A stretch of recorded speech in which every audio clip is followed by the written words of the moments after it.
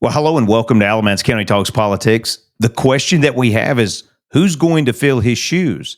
As many of you know, an election took place on November the 5th of this month, 2024. And on that particular day, there was an individual who ran for district court judge, but he also happened to be a county commissioner at the same time. He won his district court judge race, and now the issue becomes who is going to fill the shoes of County Commissioner Craig Turner? Well, that's the question that many of us have on our mind. Who is going to fill his shoes? Who appoints this individual? Well, that's what we're going to turn our attention to now. We're going to be looking at the Alamance News, and here we can see their title is GOP jockeying to replace Turner on the Board of Commissioners. It begins. So here's Craig Turner, Commissioner Turner, now Judge Turner. He'll be sworn in. But notice it says the results of Tuesday's election allowed Alamance County to fill a district court bench that had been a little rough hewn with gubernatorial appointees warming two recently vacated seats and a newly created fifth judgeship waiting for its inaugural occupant. So what happened here is, for one seat, Craig Turner was challenged by, I think his name was Doug Green, and Craig came out on top. So now this creates an issue with the Alamance County Board of Commissioners because it's going to open up a vacancy on the seat. So now the question we have to ask ourselves is how is his seat going to be filled, and who gets to make that decision? Well, it says at the same time, Turner's selection has created an opening on Alamance County's Board of Commissioners. In this case, however, state law allows the executive committee of the GOP or the local Republican Party to name a successor to serve out the 2 years which remain in Turner's term on the board. There will be a normal another election in 2026, but right now in 2024, heading into 2025, there will need to be a person who will be appointed to replace him. Now, Kathy Page, who is the chair lady of the GOP, she's acknowledged that suitors for position have already begun the lineup for the executive committee's appointment. So, what does that mean? It means that several people have contacted her to show their interest in this position.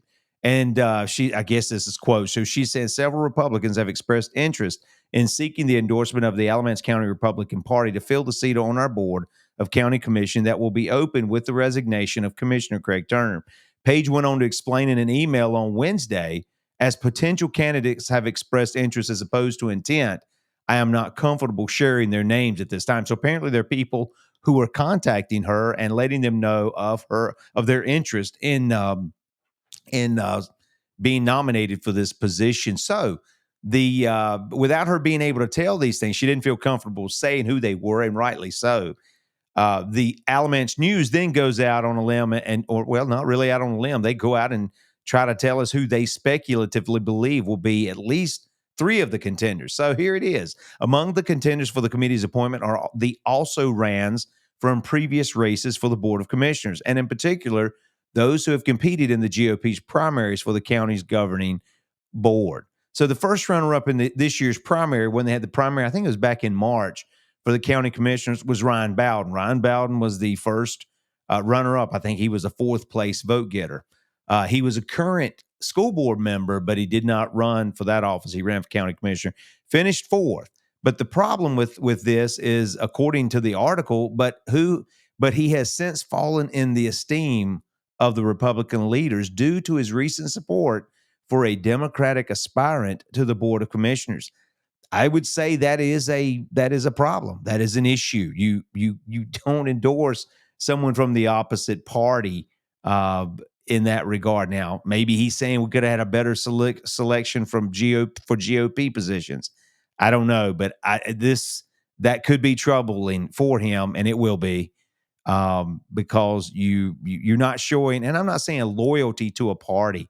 I'm saying loyalty to policies. I know some GOP people, they're not loyalty to policies. They're loyalty to the party because that's what gives them their position. That's what gives them their recognition. That's what gets them approval. And I'm not loyal to a party per se. I'm loyal to policies, to what is right and what is wrong. And so anyway, that's the first candidate that they're speculating. Here's a picture of him, of who may run for or who may be appointed for this position. Another potential contender is Leonard Harrison, who finished the primary a few hundred votes behind Bowden. So he finished in fifth. The Alamance News tried to get up with Harrison about his interest in Turner's position, although he didn't respond to the newspaper's voicemail before press time on Wednesday. Here's a picture of Leonard. Be interesting to see if they get to talk to him, what his position is on potentially being nominated for that position. A third prospect with experience as a commissioner's candidate is Henry Vines, a farmer from Snow Camp who currently holds an appointed position on the county's Board of Equalization and Review. Here's a picture of Henry. I see Henry quite a few times. In fact, I think he's a staple at the county commissioners' meetings. But Vines has made several bids for the Board of Commissioners as a Democrat. So Henry is now asking the Republican Party to nominate him when he has been running as a Democrat. I'm not sure how many times he ran, but obviously he ran as a Democrat until he defected to the Republican Party. And let me back up. Vines made several bids, so obviously he's ran on different occasions to get in as a Democrat. But then it says he defected to the Republican Party after a lackluster showing in the Democratic primary in 2020.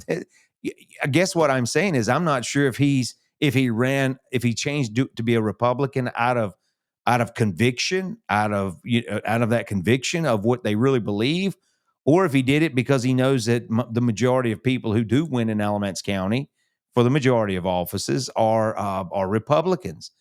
And so that's speculative. That's a big question mark that I'd love to ask him. Why did he change? Where does he stand on certain issues?